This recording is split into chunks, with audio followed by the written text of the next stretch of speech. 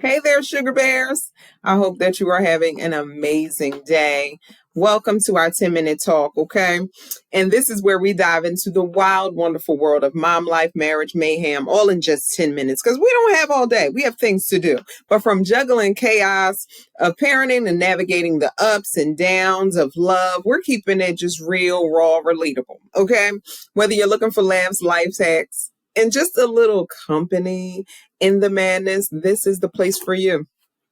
All right. So I want you to like and subscribe and talk to me and chat and all of those things. Follow us on Instagram, Facebook, TikTok, all the things, all the things. But let me get into it today because I want to talk about something. And if you see my video on one of the channels, maybe TikTok and Instagram, but I was talking about parent-teacher conferences. Parent-teacher conferences, okay? They can be absolutely dreadful. Okay? They're meant to be helpful. They're meant to be just everything that we need, blah, blah, blah. And they are good, though. When your child has great teachers, it's a breeze. Because I went to my twins, I went to their parent-teacher conference on Friday last week, I think. Yeah. And it was easy. 10 minutes apiece. Boop, boop. Not even 10. I spent most of the time laughing with the teachers and joking about some other stuff. But I was just so happy to know that they're both doing well. Because sometimes with twins, it could be difficult, right? Now, my younger twin, he is a shining star. He loves to be the center of attention. And he flexes his leadership muscles at school because he can't really do that here. He's the absolute youngest. But the other twin is much more active, much more rambunctious. He loves to be, his mind has to be stimulated. He likes higher order things. Okay. So he doesn't like just little wimpy baby stuff. Give me the nitty gritty. Okay. And mind you, my children, they were homeschooled last year. So kindergarten, they weren't in regular school. They were homeschooled and with my other 3 boys. So it was 5 boys here. And you can imagine the level, okay, of energy that's been going on. But anyway, fast forward. Parent-teacher conferences were great. They were absolutely great. One twin did better than the other twin, according to the report card. But the twins' teachers are so wonderful. They are dedicated teachers. They are teachers who live, eat, sleep, and breathe this thing. And especially for first graders, you have to have an extra ounce of grace and mercy. And they understand. What I love about them is that they understand the child. They understand what's going on with them. And of course, like I told y'all last time, I give them scholar snapshots. So it's an overview of them. It's a background of my child, how they learn, what they like to learn, what their proclivities are, all of the cute stuff. So I was excited that they did so well and that they've got acclimated and they're making friends and they're making good decisions. And, even when they're having a bad day, they are using the different exercises that they learn to settle themselves down and all of that. I was great. I was so happy to hear it. But can I tell you, I said, can y'all use some of that when you come home? Mm-hmm. Because, baby, I don't know. The levels of energy that comes through this door. I'm like, is there some kind of countdown we can use, some kind of other system that's in play that we could possibly steal from? Because these boys can be a lot, but I'm so happy. I'm happy that they're having a good time. Because listen, I was a wreck. I was like a little ball of nerves, honey. Because transitioning from homeschool to regular school, they were fine. It was me.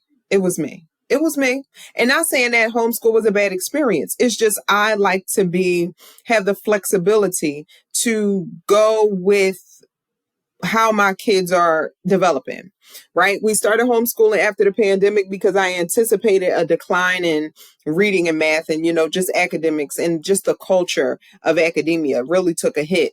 And I would say, okay, let's come back in, let's refocus, and let's shine and refine these areas so that you can be undergirded moving forward.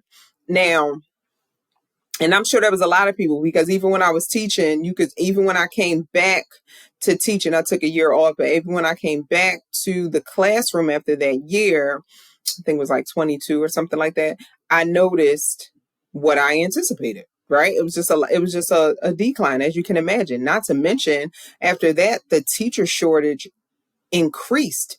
And that was devastating because it's like, not only do we have a decline, but now we have no instructors to help the kids get back on track. But again, my problem, they're still being held to the same standard and still being held to the same metrics and qualifications. It's ridiculous. But anyway, let me just share how happy I am for my kids. And I hope you are too, because we don't want them to live life based on performance. We don't want them living life based on performance. And sorry. We don't want our kids living life, and I keep moving this computer, I'm so sorry. We don't want our kids living life based on performance. And that's something that as adults, we're kind of tormented by. Yeah, that's an adult thing that a lot of us are in therapy for, and a lot of us are trying to get over, and a lot of us are still working on our confidence and insecurities that stem from those ages, based on performance, based on what we got on our report card, based on what our parents were going to say, based on what our parents did say regarding our report card and our level of intelligence. And if we're smart, I think we're dumb. It's just so much. And that pressure I didn't want to have on my kids. I didn't want them to have that. Now, granted, I love school. I'm like a perpetual student. I'm a lifelong learner. I think education is important. I think learning is important because life is, you have to learn. You can't stop learning, right? Because we're all growing in different areas. And it's like, knowing that we have so much life to live, I didn't want to stifle my kids based on, even the older ones, I didn't want to stifle their growth, right? Or hinder their growth because of what they got in one quarter. I'm not going to overwhelm them because everybody didn't get straight A's. Because those A's really don't, what does that mean? I don't know what that means. I don't really know what that means. It doesn't really encompass who you are as a person. It doesn't qualify you as being better than anybody else. In some circles, it does mean that. But before we even started the school year, I let my kids know, hey, babes, you're a champion. And if you're going to be a champion, we have to operate at these levels. And if you need support, we're going to make sure you have it. But you are more than what's on this paper. And I wanted them to know that. Like, I don't want you to be in competition with other people, think you got to do your work. You got to work tirelessly, even if you don't understand. You got to, like, it's a time and a place. I don't want them to lose their kiddiness. I don't want them to lose who they are as young men. I don't want them to lose themselves in what other people think. And that's what happens. That's what happens. Now, granted, don't come in here with F's and D's talking about I didn't get it. Now, no. But, I mean, honestly, we can do better. As parents, educators, mentors, we can do better. Just take a look at your life over the past 2 years. I'm sure we can attribute some of the downfalls, some of our pitfalls, or some of our cycles. That's attributed to our performance-based upbringing, the oppressive performance-based upbringing, right? And a lot of us can't even detach ourselves from that because we're always looking or relying on this invisible audience for our attaboys, for our congratulations and affirmations, when we have no idea how to pull those intrinsic motivations up. We don't know how to do it. But I don't want our kids to be like that. No, that's a mess. But yeah, that's my 10-minute talk for today. I hope that it blessed you and encouraged you and just made you woo-sigh a little bit, okay? And just exercise some patience with your kids. Don't pressure them. Don't pressure them with all of that. They got enough pressures. I pressure my kids to clean up.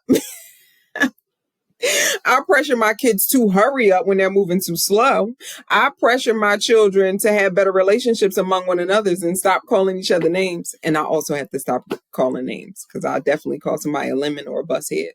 And that's also name calling. So I have to practice what I preach, and I'm learning every day. But that's all. That's all I have for y'all. And I hope you have a great and amazing day.